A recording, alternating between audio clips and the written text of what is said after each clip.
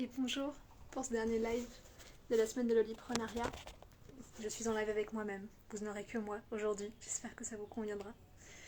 J'avais envie de vous faire ce live dehors, à l'heure de l'apéro, nous sommes samedi. C'est un live un petit peu retour d'expérience et partage sur cette semaine, comment je l'ai vécu, ce qui s'est passé pour moi, pour pouvoir vraiment vous partager dans le concret comment ça se passe quand on décide de passer à l'Oliprenariat et d'entreprendre avec toutes les parts de soi, et d'entreprendre en prenant soin de soi, en prenant soin du monde, en se réalisant pleinement, en s'accomplissant, en intégrant sa cyclicité, en intégrant ses énergies féminines et masculines, comment ça se passe concrètement. Ça ressemble à quoi un quotidien quand on est là-dedans, et d'autant plus un quotidien quand il y a beaucoup de choses à faire et qu'il y a beaucoup d'œuvres à réaliser. Hello Stéphanie, bienvenue. Euh, Parce que là, cette semaine-là, elle était intense pour moi. J'ai partagé que j'ai réalisé plus de 15 heures de live. C'était des masterclass tous les matins, d'1 heure et demie avec un groupe. Les lives du midi, les préparations de communication autour de la semaine, l'organisation informatique autour de la semaine, pouvoir avoir les replays en ligne, mettre en ligne les masterclass. Donc c'était une semaine intense et ça a été 15 jours auparavant de préparation pour organiser et mettre en œuvre cette semaine-là. Et vraiment, j'ai intentionné dès le début que cette semaine soit extrêmement douce pour moi et que je mette le soin de moi au centre de cette semaine-là. Je voulais pas tomber dans une recherche de travail intense, de travailler le soir, de travailler constamment. Donc déjà, j'ai regardé mon cycle. Et mon cycle, moi, journalier, c'est que le matin, c'est le moment où je suis le plus apte à être dans cette transmission orale et de ne pas avoir trop à construire. Parce que mes masterclass sont très intuitives. J'écris 10 mots sur un carnet et ensuite, pendant 1 heure et demie, j'offre ce qui a besoin d'être offert à ce moment-là. Donc, c'est vraiment l'énergie que j'ai le matin, d'avoir peu de construction et de pouvoir transmettre. Donc les masterclass, ça va être lieu le matin, pas trop tôt, parce que je suis aussi un diesel qui a besoin de se mettre en route. Puis j'ai une petite fille à amener à l'école aussi le matin. Donc on faisait des séances de 9h30 à 11h. Et les lives avec les invités étaient à midi, pour que je puisse avoir vraiment des après-midi et des soirées dédiées à moi. Et surtout à un autre type de tâches, notre type d'œuvre en fait, à mettre en route. Donc ce qui fait que l'après-midi, soit je dessinais, parce qu'en ce moment j'ai un projet éditorial, j'ai un livre qui sort au mois de septembre autour du féminin sacré, et je réalise les illustrations de ce livre. Donc voilà, le matin j'étais plutôt dans la tête, dans la transmission, dans le lien à l'autre. Et l'après-midi, des temps de créativité où j'étais seule, dans un silence, dans une quête de vraiment mon énergie féminine de création, de créativité. Donc soit ça a été de dessiner, soit ça a été de prendre soin de moi avec des rendez-vous de personnes qui m'accompagnent, mon mentorat en astro, bientôt je pourrai vous proposer des cartes du ciel professionnelles, mon coaching, des soins également énergétiques donc, que j'ai donnés ou que j'ai reçus. Donc vraiment le soin de moi était présente l'après-midi et également j'ai décidé de faire cette semaine-là en le voulant et sans le voulant pendant la semaine de la pleine lune en Sagittaire. Donc j'ai pris le temps aussi de faire un grand rituel pour la pleine lune mardi et mercredi soir. Donc c'était des temps dédiés à moi, des temps beaucoup plus introspectifs. Donc voilà, dans l'organisation de la journée, j'ai regardé ma cyclicité, comment moi je fonctionne, et j'ai organisé mes tâches en fonction que de ce qui me ressemblait, pas de ce qu'on attend de l'extérieur, quels sont les bonnes horaires pour faire les choses ou quoi que ce soit, vraiment de ce qui était le plus fluide pour moi pour être en bonne forme. Ça m'a aussi, j'ai aussi prêté attention au fait de prendre soin de moi en faisant du batch cooking, c'est-à-dire que en début de semaine, j'ai fait mes repas pour la semaine. Comme ça, je savais ce que j'avais à manger, je mangeais sain, fait maison, sans avoir besoin de grignoter sans arrêt. Mes repas étaient préparés et comme ça, j'ai pu me concentrer sur mes tâches et pas avoir à me concentrer sur mon alimentation tout en ayant une alimentation saine. Dans la semaine, j'ai également pratiqué le yoga, soit en fin de journée quand je le pouvais avec la garde de ma fille, soit en soirée avec du yin yoga, un yoga très restauratif, très profond, qui m'aidait à avoir un bon sommeil, parce que j'ai aussi priorisé le sommeil dans cette semaine-là, aussi pour ça que les masterclass commencent à 9h30, pour bien dormir, prendre vraiment le temps de me coucher tôt, de dormir suffisamment pour avoir une bonne énergie et être aussi opérationnel pendant la transmission des masterclass et pendant les lives. J'ai pas assez fait de sport plus cardio, le yoga était présent mais pas forcément quelque chose de feu, parce que j'étais déjà beaucoup dans le feu.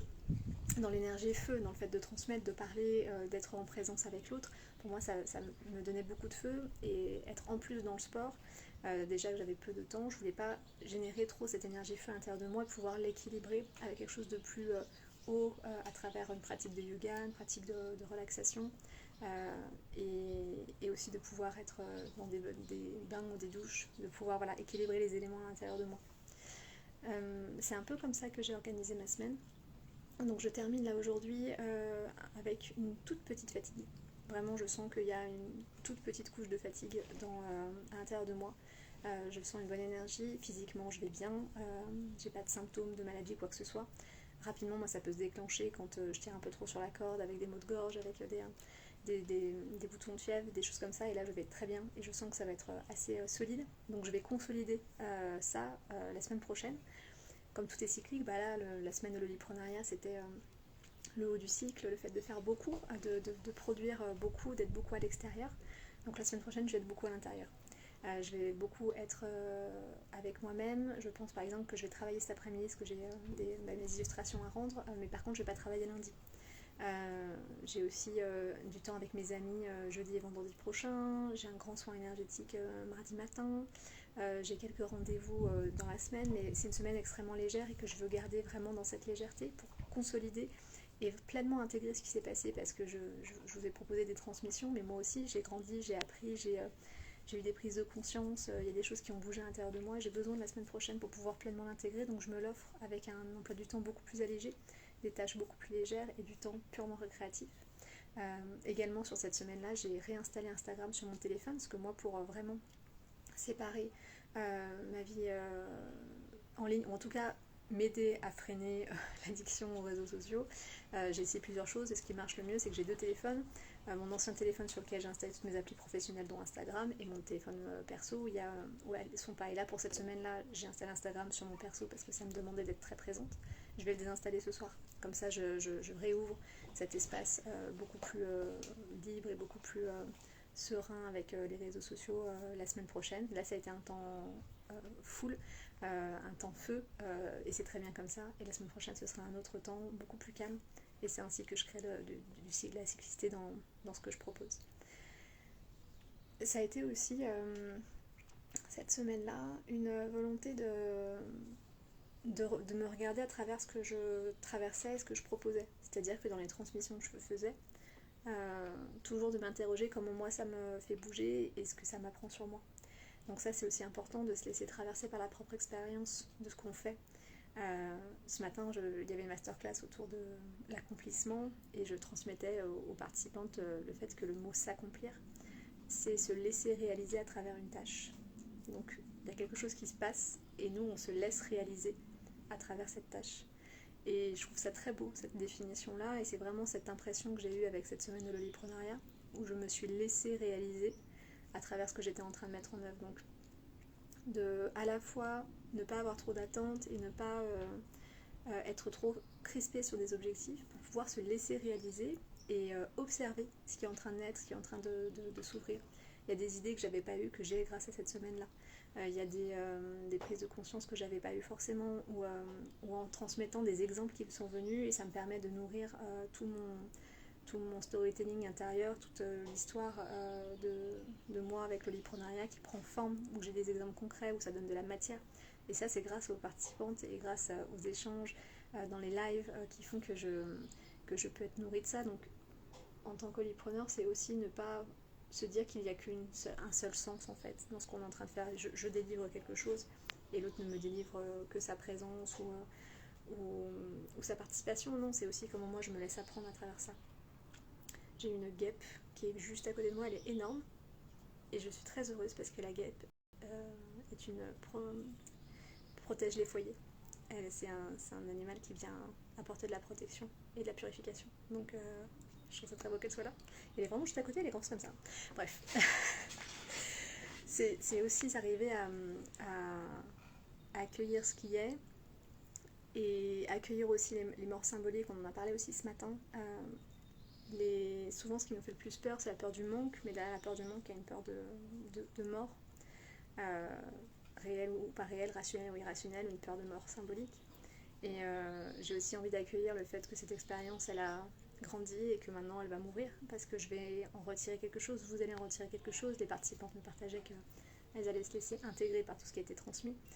Et moi aussi, je vais faire ce processus-là de vraiment fermer cet espace énergétique que j'ai ouvert, me laisser nourrir par les expériences, me laisser nourrir par les partages, et le clore en conscience, en le remerciant, en l'honorant pour ce qu'il a été. Et ça me permettra, sur ce terreau fertile, de planter d'autres graines, de planter autre chose, et que d'autres choses poussent au-delà de moi. Alors bien sûr, il y a mes propositions autour de l'entrepreneuriat qui continuent. Donc je vous propose des guidances d'1 heure et demie pendant lesquelles c'est à la fois une guidance intuitive et à la fois un mentorat. Donc vous avez les messages dont vous avez besoin, et puis je vous offre les clés concrètes pour pouvoir les mettre en application dans votre activité. Le mentorat oliprenarial, alors il n'y a peut-être plus de place, mais je pense que je vais avoir une liste d'attente pour les personnes qui se sentent appelées et qui arriveraient un peu après. Parce que je propose un rendez-vous pour valider le mentorat ensemble. Donc peut-être qu'une liste d'attente serait intéressante, ou là je chemine avec vous pendant 4 mois, je vous accompagne pendant 4 mois pour arriver à cette déconnexion-là des schémas et des voiles qu'on se met sur ce que devrait être l'entrepreneuriat, comment on devrait faire, et tous les blocages qu'on a pour révéler la vérité qu'on a à l'intérieur de nous et être pleinement bien dans l'entrepreneuriat. Et moi aujourd'hui, après 12 ans d'entrepreneuriat, un peu plus que ça maintenant, je me sens accomplie de ce que je propose, même si c'est pas parfait, même si c'est pas fini, même s'il y aura d'autres choses qui va émerger.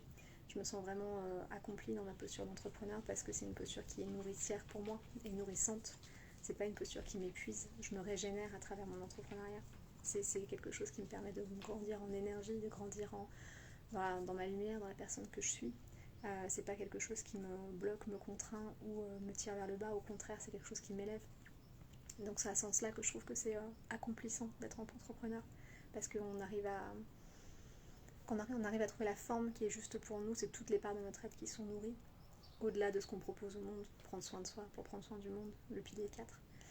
Et c'est vraiment une invitation que j'ai envie de vous faire, c'est que c'est possible de ne pas avoir peur, même si c'est pas facile tous les jours, même s'il y a des fois le chiffre d'affaires est moins bon, s'il y a des fois où on a des déconvenus, on a des problèmes avec les prestataires ou quoi que ce soit. C'est pas parce que c'est pas une promenade de plaisir que c'est pas un bonheur tout de même. Donc arriver à jongler avec toutes les parts de soi. Voilà, je voulais pas faire un live trop long, on est en train de terminer tranquillement, c'est l'heure de l'apéro, c'est samedi, j'espère que vous n'avez pas trop chaud. Si vous avez des questions, n'hésitez pas. Si vous avez envie d'accéder au replay des masterclass, c'est possible. Ils sont disponibles via la newsletter pour l'instant à un tarif préférentiel. Et ensuite, la semaine prochaine, je l'ouvrirai au grand public à un tarif un peu plus élevé, parce que j'ai envie de créer une communauté autour de l'oliprenariat, une communauté impliquée, impliquante, authentique. Une communauté de personnes qui à la fois œuvrent depuis leur espace de leur lumière, de leur pensée, leurs émotions, de leur posture, et également en action dans la matière. Donc c'est des gens que je porte cher à mon cœur, et c'est important de s'entraider. Voilà. Je vous souhaite un bon week-end. Les voisins arrivent. Passez une bonne fin de journée.